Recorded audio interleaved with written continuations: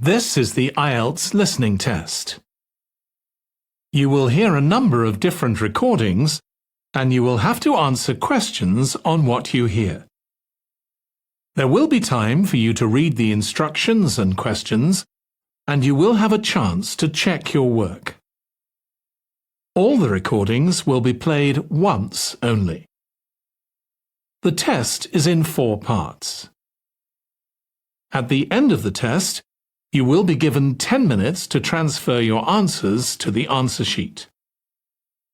Now turn to part 1. You will hear a woman phoning to inquire about exhibition information. First, you have some time to look at questions 1 to 4.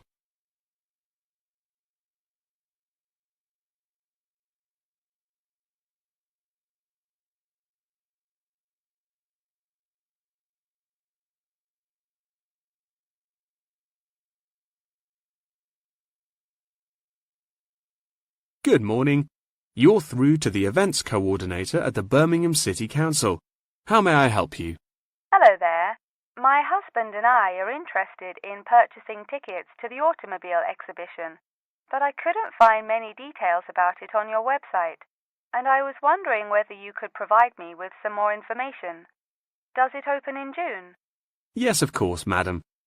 The exhibition will take place during July and will showcase the history of automobiles from the very first commercial car in the late 1800s all the way through to the present day.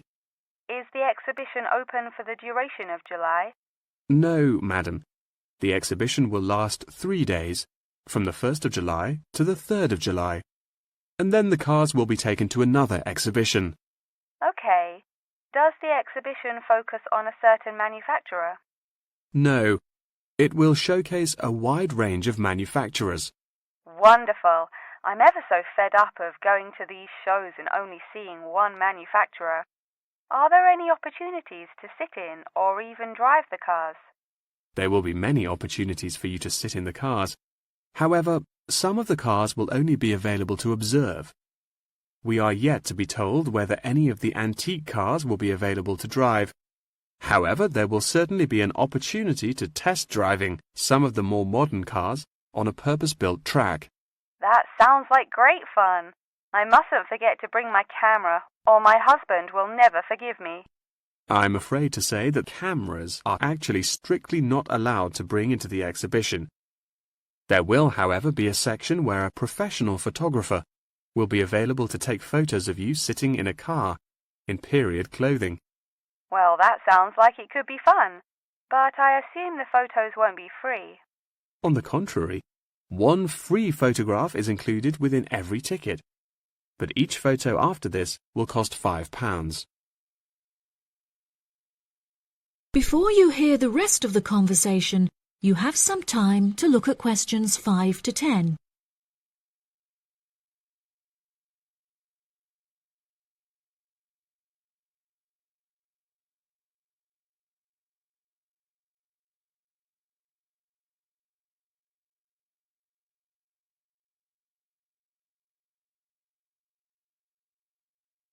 Now listen and answer questions 5 to 10. That's a nice surprise. Not many things are free anymore. I've been asking around about the ticket prices, but I haven't yet had a definite answer. Is it correct that the tickets are £100, whether you buy them now or on arrival? I'm afraid not. If you buy the ticket in advance, the price is £110, but it's £165 on the door. Oh, goodness. I suppose I'd best pay for them now then. Is it possible to buy tickets from you now over the phone? Yes, of course, madam. I'll transfer you to the box office manager, Mark Edgeworth. That's EDGEWORTH.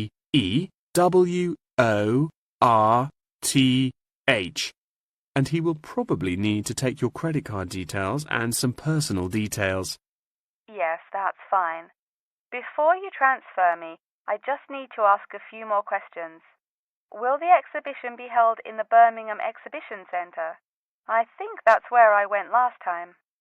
No, madam.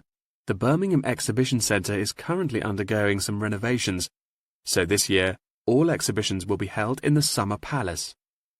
Summer Palace? I'm not entirely sure where that is. Well, it's not too far from city centre. Once you're in the centre, you should be able to find signs for the palace. If not, most people in Birmingham will be able to direct you. Neither my husband nor I am particularly good with directions. Is there anywhere I can find this information on the internet? Our website will give you an address. Perhaps you could visit www.directions.com for more detailed information, and they should be able to provide you with step-by-step instructions. Okay. And is this the best way to contact you, by phone? I think the most convenient way to contact us is inquiring online, which is much simpler than having to dial various different numbers to reach the right person. Unless you have any more questions, I'll transfer you now. No, that's great. Thank you for your help. That is the end of part 1.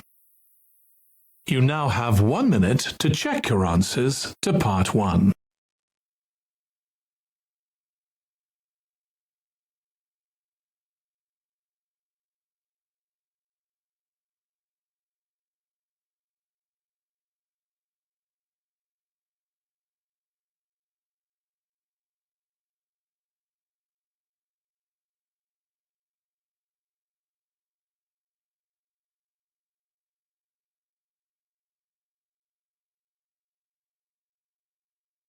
Part 2. You will hear part of a talk given by a member of staff at a hospital. First, you have some time to look at questions 11 to 15.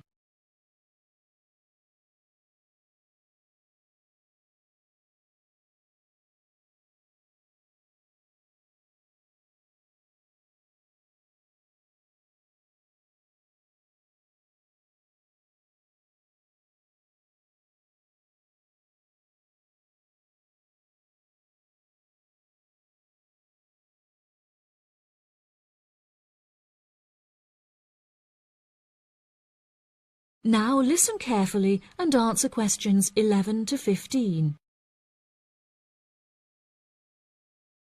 Hello, and welcome to the homepage for the Healthy Hearing Medical Clinic and Surgery, where we'd like to share a little more information about the services we provide and more. Our hospital is one of the leading specialised hospitals in the United Kingdom, attracting the very best healthcare professionals from around the globe. Not only are we a leading medical practice, but we are also the only hospital in the United Kingdom dedicated entirely to the treatment of and research into the curing of hearing loss. Our facilities and staff here are renowned across Europe, attracting thousands of patients a year. Our consultations can number anything up to 11,000 patients a year. However, we aim to treat around 5,000 patients a year so as to maintain and ensure the quality of our services. Our patients are guaranteed the highest standard of care, as well as the use of our first-class facilities. All patients requiring overnight treatment are provided with their own private room with ensuite facilities, as well as a state-of-the-art entertainment centre, which includes a flat-screen LCD television and PlayStation. Appointments with our healthcare professionals can be made at any time during the week, with female doctors available between 8 a.m. and 11 a.m. If you need to see a doctor outside of these times, please visit the out-of-hours page of our website for more information. Our doctors are all trained to an exceptionally high standard and practice a vast array of specialities. Mr. Roberts is a fully qualified ear and throat specialist. Mr. Edwards is a pediatric hearing specialist, while Mr. Green specializes in reversing hearing loss. For more details about our people, please visit the staff members page on our website. During a consultation, doctors will sometimes decide medication is required. for which patients should receive a prescription. There are several pharmacies within the city. However, we recommend that patients use the pharmacy housed within our healthcare facility. Our in-house pharmacy is well stocked at all times. Our products are competitively priced, and our pharmacists are on hand to help and advise from 8 a.m. until 10 p.m. from Monday to Saturday, and from 9 a.m. until 12 p.m. on Sundays.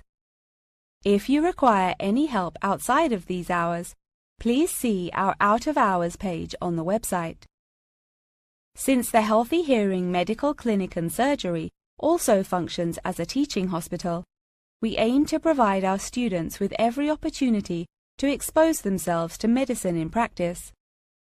Therefore, we would like to encourage our patients to give their consent for a medical student to attend their consultations. If our patients are not comfortable with this, there will be a form at reception where patients will be able to opt out. Before you hear the rest of the talk, you have some time to look at questions 16 to 20.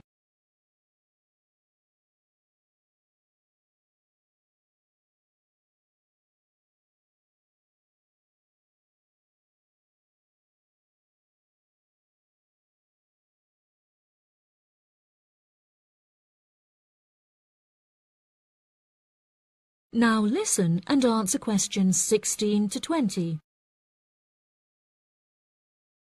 Now, please look at the map I've given you of the Healthy Hearing Medical Clinic and Surgery. For those not familiar with our practice, reception can be found through the main door at the end of the corridor. If your consultation is booked with Mr. Green, you need to go through the main door and turn right by the nurse's desk, and his office is at the end of the corridor on your left-hand side. If you need to alter any of your personal details, please visit our secretary at the Office for Medical Records, which you will find next to the therapy room. If you're awaiting surgery, please first check in with reception before taking the first door on the right after you enter the clinic. Finally, in the event that you feel disappointed with any of the services we have provided, or have any further questions, please locate our manager's office, which can be found near the Office for Medical Records and between two closets. If you have any more questions about the Healthy Hearing Medical Clinic and Surgery, please do not hesitate to contact us on 01 256 111 111.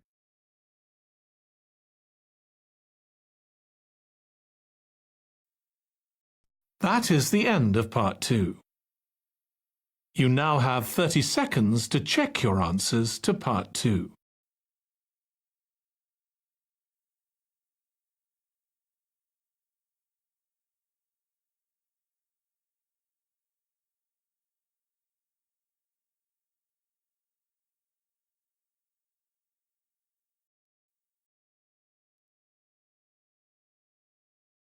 Part 3.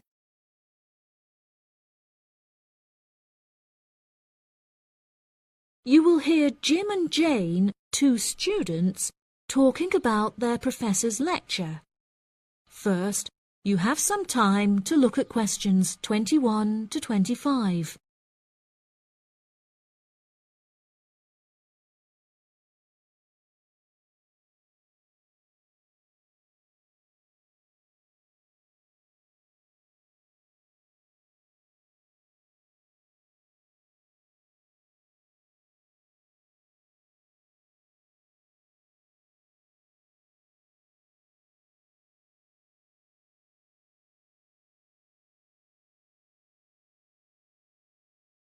Now listen carefully and answer questions 21 to 25.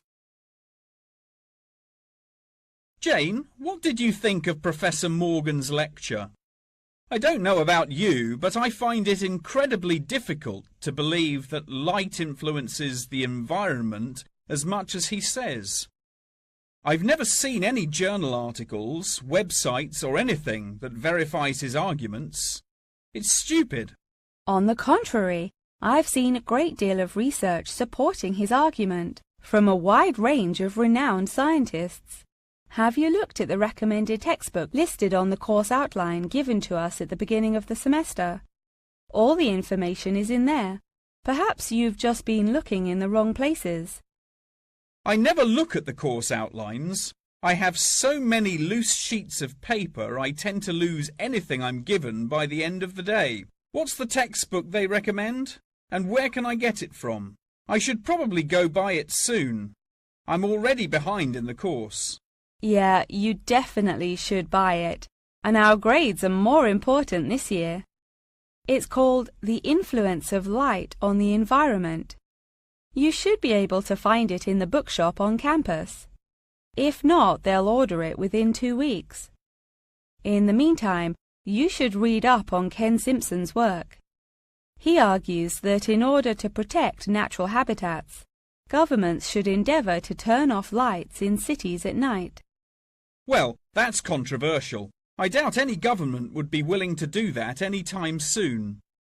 I imagine roads would become quite dangerous without street lighting. For this issue, Dave Kepler suggests they could just replace the existing lights with more environmentally friendly bulbs. They could even install solar-powered lights. That way, roads will be more eco-friendly while maintaining safety. Although I guess they wouldn't be particularly effective in colder countries, especially during the winter. That's quite a good idea, actually. The price of solar power is supposed to be on par with electricity within the next few decades, and it was on the news this morning. I've also heard that, according to Sharon Gray, in countries with more sunlight, insect-eating animals tend to be smaller in size. Since there are fewer insects, and the remaining insects produced a smaller number of eggs. Yeah, I think I read somewhere that sunlight also has a negative effect on the quality of water, but I'm not sure I believe it. In many hot countries, particularly developing countries, there is a lot of water pollution caused by factories rather than sunlight. Nevertheless, Maria Jackson says that in direct sunlight, the surface of the water becomes more translucent. Therefore, it affects the amount of sunlight that aquatic insects can absorb. Not much research has been undertaken to prove Jackson's theory, but it seems to have been widely accepted anyway. I've never heard of that. I'll have to look it up on Google. The only other theory I've studied is Barbara Swallow's study on how declined insect population adversely affects the frog population. Not that I'm complaining. I hate insects, especially spiders. You have arachnophobia? I never would have guessed. Didn't your brother have a pet black widow spider? Yes, he did, and I hated it. It escaped from its cage once, and we never found it. I had nightmares for months. Before you hear the rest of the conversation, you have some time to look at questions 26 to 30.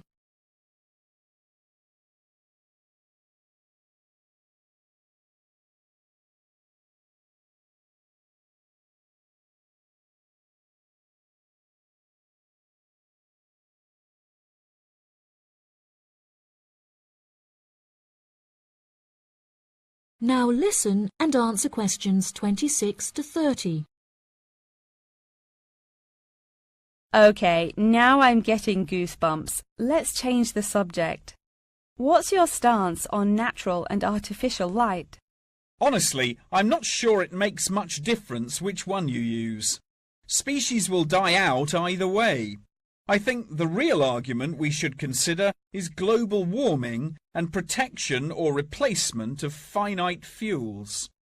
Solar power provides us with an incredible opportunity to replace electricity, and governments should definitely increase spending on research in this field.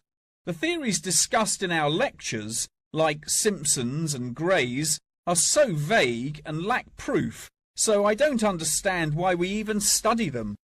I see what you mean.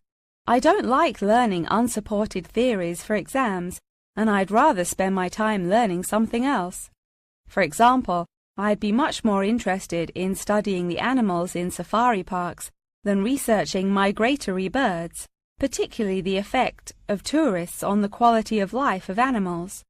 As we know, every year thousands of visitors will drive in their own vehicles or ride in vehicles provided by the facility to observe freely roaming animals. Yeah, that would be really interesting. Especially those animals living in more tropical countries like Borneo. Following on from that, I want to study how bringing animals over from foreign countries to put in our zoos affects their life expectancy. For example, do you remember when China sent pandas to Edinburgh Zoo? Apparently, one of the pandas became depressed, but it was never explained why. To me, obviously, you can't take an animal out of its natural habitat and put it in a cage on the other side of the world. It just doesn't work. That is the end of part 3. You now have 30 seconds to check your answers to part 3.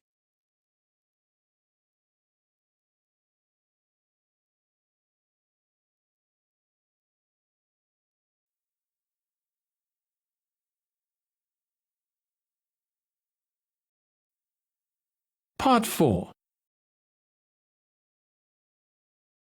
You will hear a talk on the history of football in Great Britain in the 19th century. First, you have some time to look at questions 31 to 40.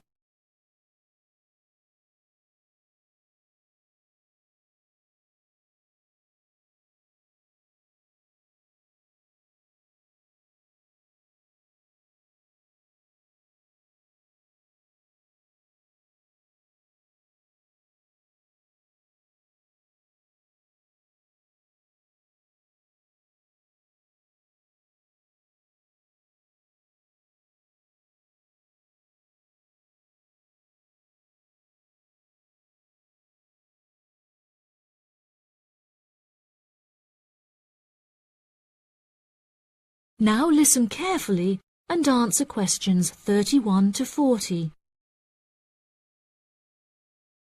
Great Britain is often hailed as the home of football, with talented players travelling from far and wide to play for teams in the English Premier League, one of the most popular football leagues on the planet.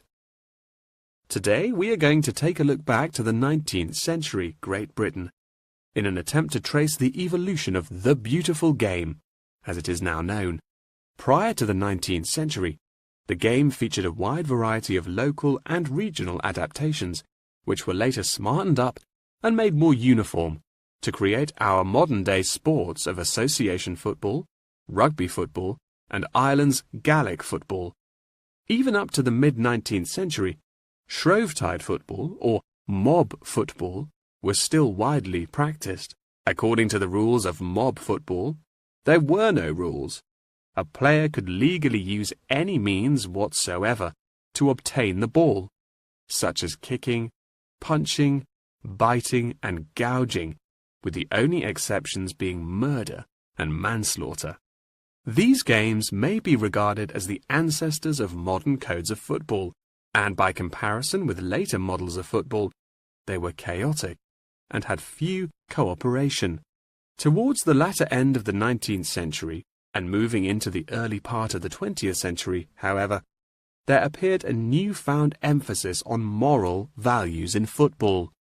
Perhaps a more modern example of this can be seen in John Terry's suspension as England captain, following reports of his infidelity to his wife.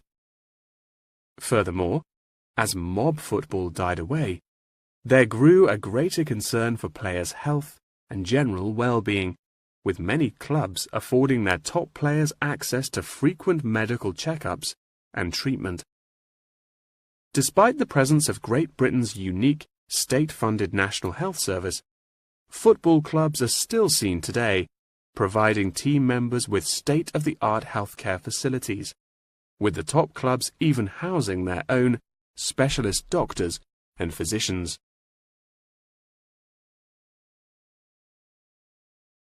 Today, football is a key feature of school children's day-to-day education, particularly for boys.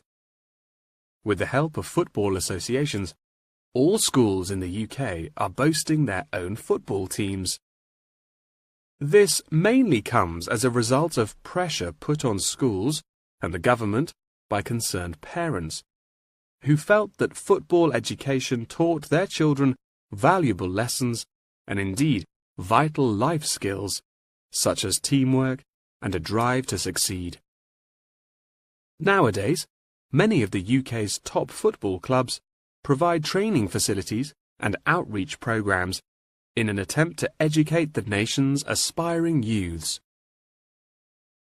As I previously mentioned, it was only during the 19th century that football in its uniform concept truly began to emerge, with footballers previously playing according to their own versions of the rules. However, it was not until the early 20th century that different players actually began to play according to these standardized rules. Prior to the 19th century, football was played by all the major English public schools, including the likes of Eton College, Winchester College, and Harrow. In 1848, there was a meeting at Cambridge University in an attempt to lay down the laws of football. Present at the meeting were representatives of each of these major public schools, whom each brought a copy of the rules enforced by their own individual school's rules of football. The result of the meeting was what is now known as the Cambridge Rules, thereby uniting the rules from across the country into one simple document. However, the Cambridge Rules were not liked by all, and a new set of rules, Thring's Rules, compounded in the book The Simplest Game, became commonplace among dissenters. Across the country, improvements in infrastructure and public transport had a knock-on effect of dramatically increasing attendance to football games. Football quickly became a social event where spectators would meet friends, drink tea, and chat about the good old days. As football became more and more popular, it was decided that more money should be invested in maintaining the quality of pitches, amongst other things, and there was even talk of installing seating for spectators. However, the question of who was to foot the bill quickly became a divisive issue, with many believing that the government should fund football's development as a national sport. But in the end, the onus fell upon Britain's local and regional football clubs for the funding and development of the Football Association. They became responsible for the upkeep of football grounds, began to pay their best players a small salary, and organised competitions against other local and regional teams. And there began England's Football Association, or the FA, as we know it in its current form, the governing body of football in England. As the FA continued to grow and accumulate greater wealth, it was able to attract more and more talented young men from across the country, before finally accepting professional talent in the early 20th century. Today, football is played at a professional level all over the world. Millions of people regularly go to football stadiums to follow their favourite teams, while billions more watch the game on television or on the internet. That is the end of part 4. You now have 1 minute to check your answers to part 4.